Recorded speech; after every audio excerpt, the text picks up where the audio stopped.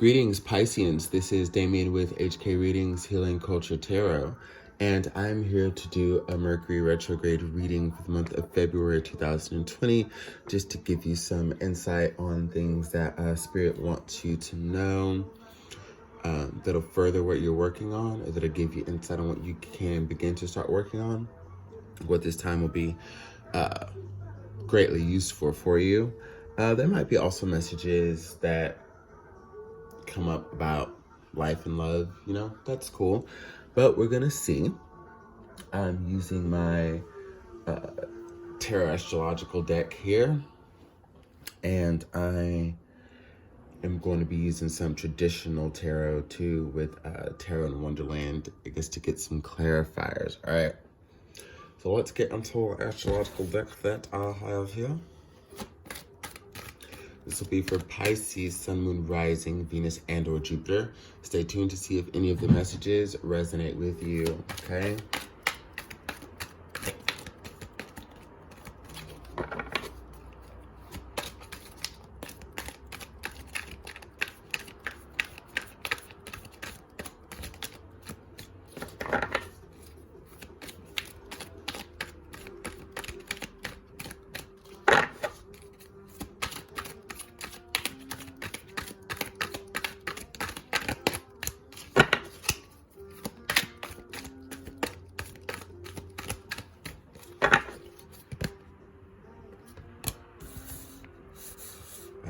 Number 1, the card of Spirit.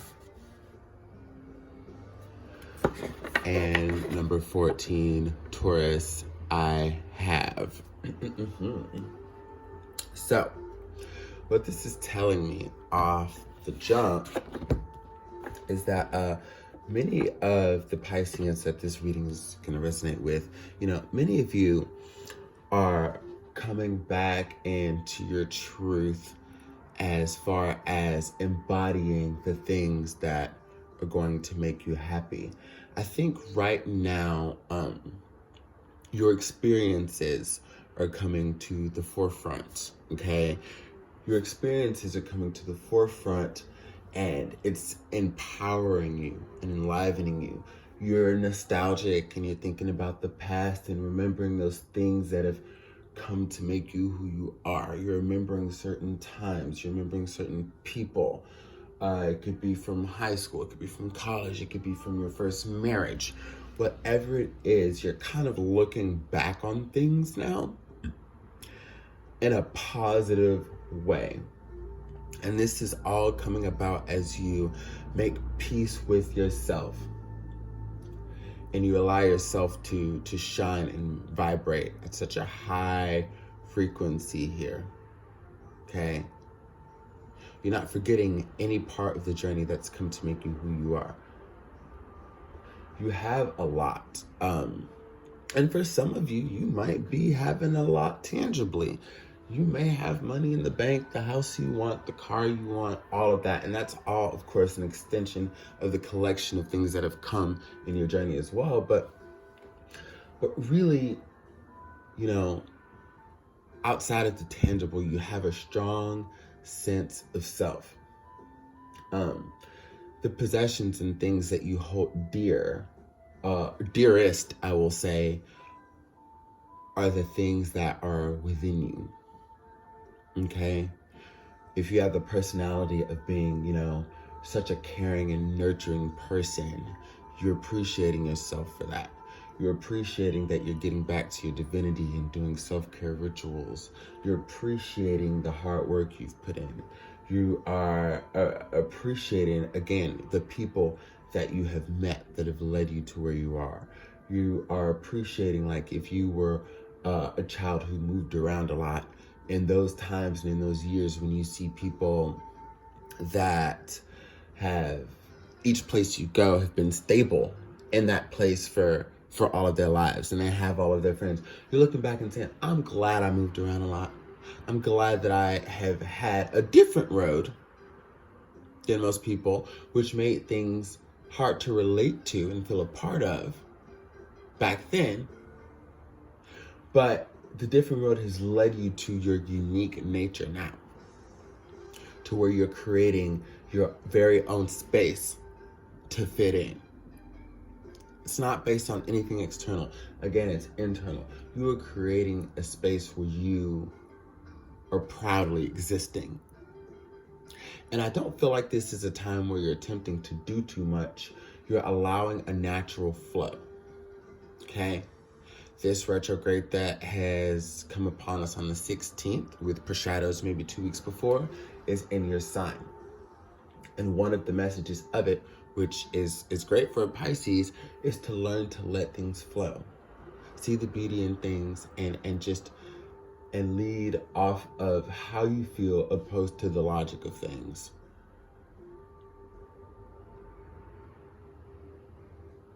Like with the example I gave about, someone who had moved a lot in the past or was a military brat or whatever. Logically, yeah, I see how you could feel lonely. Logically, I see how you could feel outcasted. Logically, I could see how you could just feel imbalanced in any given way, degree. But what you're coming to realize is that you don't have to be a victim of anything, especially the things you've experienced.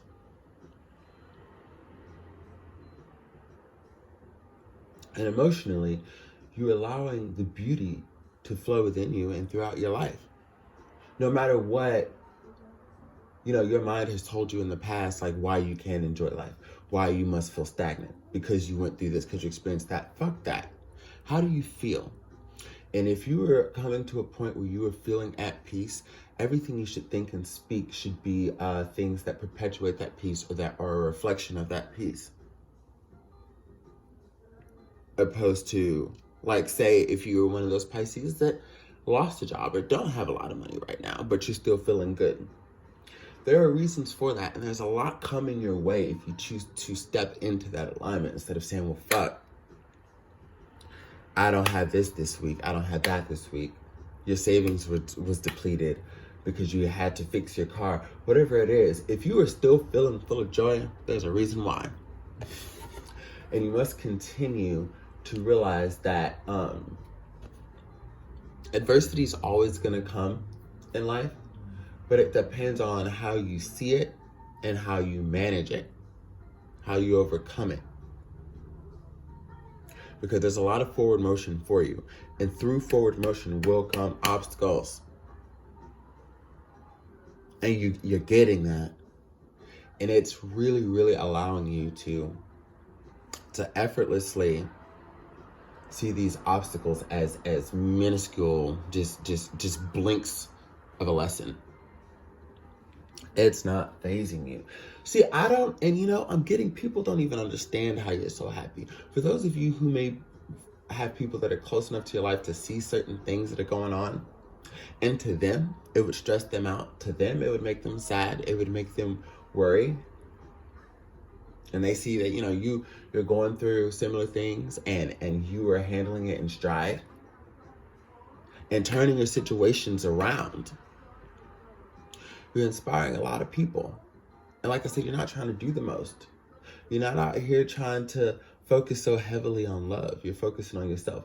You're not trying to focus on being that image that people need, but that's exactly why you're doing so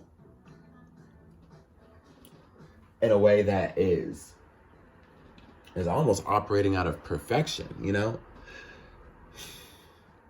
You're allowing yourself to live and let go.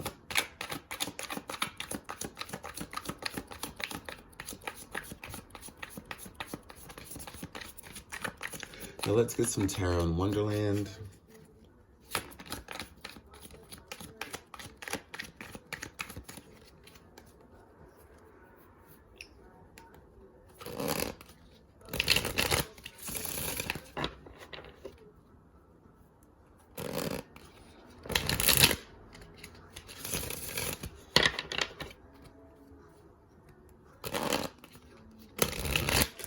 And it's interesting when we talk about manifesting, or how about this? It's interesting when we talk about, because manifesting is part of it, but bringing into actualization, bringing into the physical.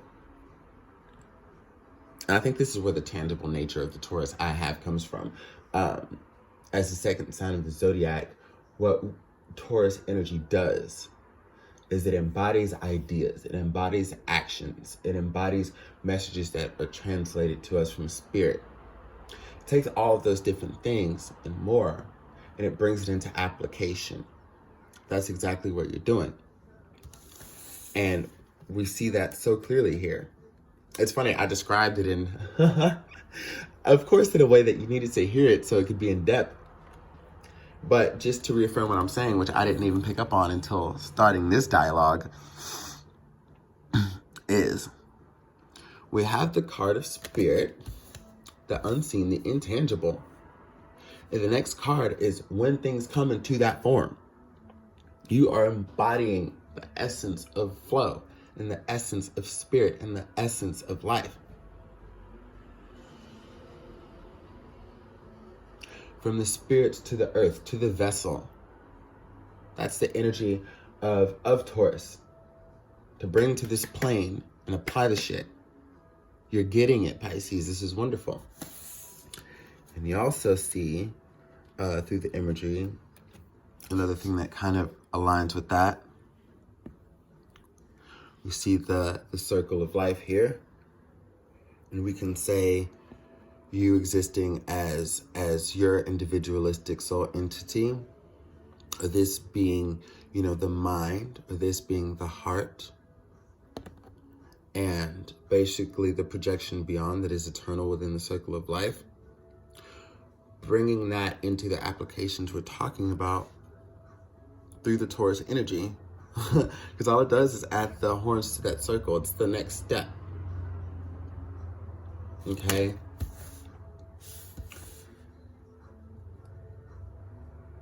Going through the healing process and then embodying the healing, existing as a healed being. Going through the enlightenment processes and then embodying the enlightenment, being the light, like I said, the beacon for people who see to not even understand what's going on. And hopefully most of them are paying attention and taking notes, though. Because so many people fear the retrograde, and the retrograde is a beautiful thing, especially in this sign. And that's why you'll have a lot of readers tell you not to worry.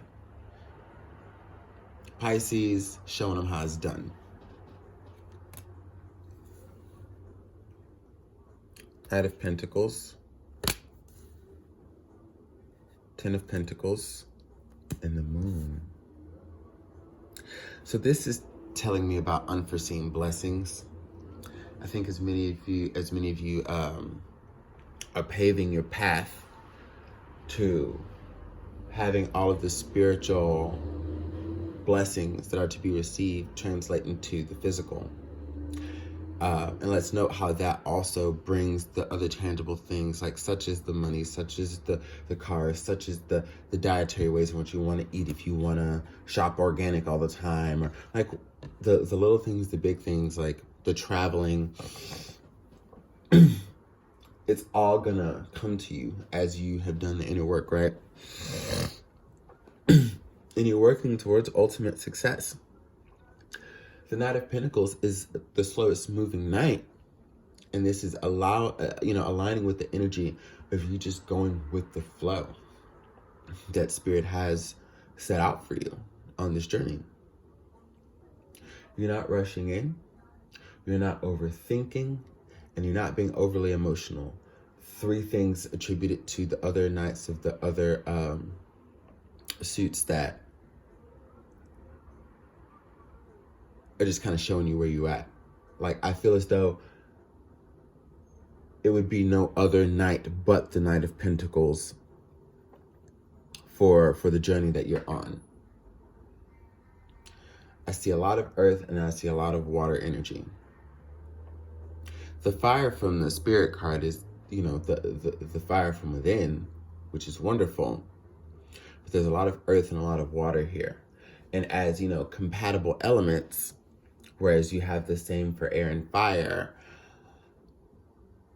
it's like, it's almost as if one of the ways that many of you Pisceans are able to, and this is going back into this Taurus energy, one of the ways in which you're able to make all of this work for you in the physical realm is by learning and honing the energies that are relatable to you, the element that is relatable to you. The earth energy is assisting you in moving forward to be just as ethereal as Piscean nature is, but to bring a practical balance to it as well. And I think that's what Pisces and particularly Taurus energies do for one another. Now, and then of course, the card of the moon for me as a reader, Pisces, Cancer, you know, you showing up in your elements as well. I really just think that the comfort that you seek is, I don't even want to say almost here. I don't know if you realize it, but it actually is here. Open your eyes, turn around, listen, pay attention, whatever you need to do.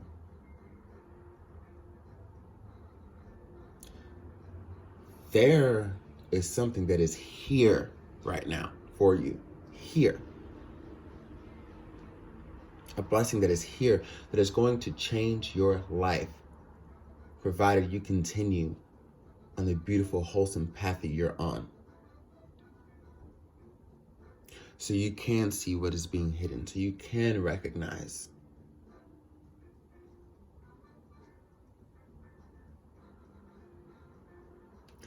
And I have to say, for some of you,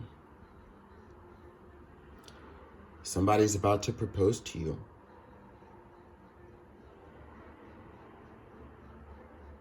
Somebody's going to propose to you.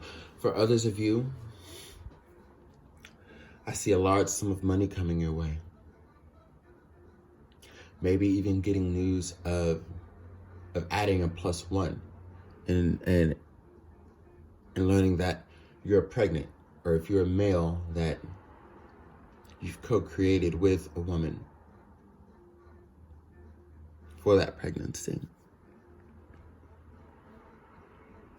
There's new life that's here. And again, as you're in the energy of not really fixating on anything, not really focusing on shit and worrying, like, which could be some of the more perceivably negative qualities of the Taurian energy, that fixation. You know, because Spirit's guiding this energy. So, you know, you're coming up in the best lights of it.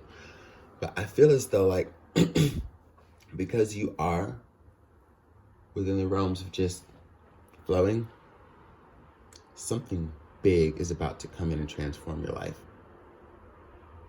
And you deserve it. You've worked for it. You've earned it.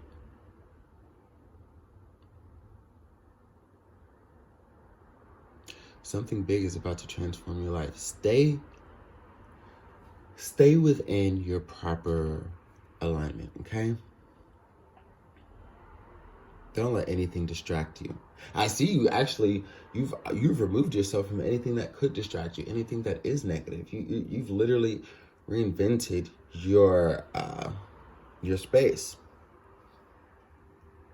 as it pertains to who's welcome, who's not, how much time are you spending alone, like. But because it is a retrograde in Pisces, I do want to, again, still reiterate to watch out for, especially emotional distractions. Like things that could tug at your heartstrings. People that you know don't want the best for you, or that even if you feel it and you don't know for sure, trust that intuition. Spirit is going to reveal to you everything that you need to know. And listen, because if you listen, I promise you, like a lot of times, you know, us readers will have to pull cards on a time frame, or because it's maybe not so easily received from the cards we pull, so we'll look further. But I'm intuiting that, and this could be 10 months, this could be 10 days, this could be, for some of you, I am seeing the symbolism of 10. However, very soon, like before you know it, And again, remember not to fixate, especially because if you're seeing this reading, you might be like, okay, well, I'm wondering what it is, what it is, what it is. Don't do that. Continue to live as you are. In HK readings, I'm guaranteeing you something big, and it's coming, and it's coming now. That's what I have for you, Pisces. I love you. Continue to navigate with fierceness. Continue to navigate fearlessly. And continue to navigate also knowing that there may be a vulnerable nature surrounding your space, your bubble, you know? Because transformation is such a vulnerable time. I always paint the picture of the caterpillar to the butterfly. Or think about a newborn baby as it's passing, the vulnerabilities, the sensitivities to light, you know, all of that. And you know how many people are in that room when that's happening? Very few. The mother who's giving the life, a couple of doctors, maybe the partner, they can stomach what's going on, but that's it. The people who need to be there, the people who are trusted to be there, okay? So in these times where you are literally coming into new life, be mindful of who's around you, because no distractions are necessary. Okay?